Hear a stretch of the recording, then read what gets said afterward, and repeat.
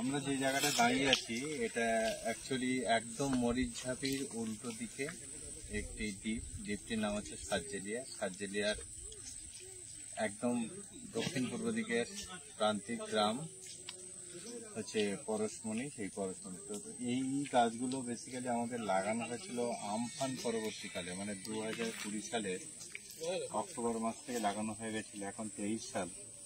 দেখুন গাছগুলোর চেহারা এবং তলদেশে দেখুন কতটা ঘন, প্রচুর পরিমাণে শ্বাসমূল এবং গাছের যে গ্রোথ আছে, যা বৃদ্ধি আছে, তাতে বোঝা যাচ্ছে যে জঙ্গলের পরিমাণ কিন্তু একটু একটু করে অনেকটাই বাড়ছে।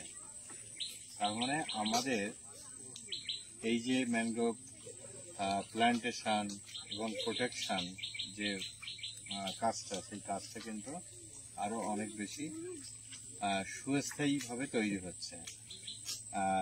একটু এদিকেও দেখানো যেতে পারে, পুরো একদম বিস্তীর্ণ অঞ্চল, ওখানে প্রচুর কাঁকড়া গাছ লাগানো আছে, ব্যাপক পরিমাণে কাঁকড়া গাছ হয়েছে ওই জায়গাটাতে, খুব সুন্দর। এবং এখানে কিছু বাইনের প্রজাতি আছে, ওই একটা বাইন আছে আর একটা বাইন, একটা পাতা একটু মোটা করে, একটু পাতা একটু সরু করে, এটা দুটো বাইন আছে। তো খুব সুন্দর একটা মানে অ্যাকচুয়ালি এই সমস্ত গাছ লাগাতে বা প্রোটেকশন করতে যারা আমাকে সাহায্য করেছেন সবাইকে আরেকবার ধন্যবাদ।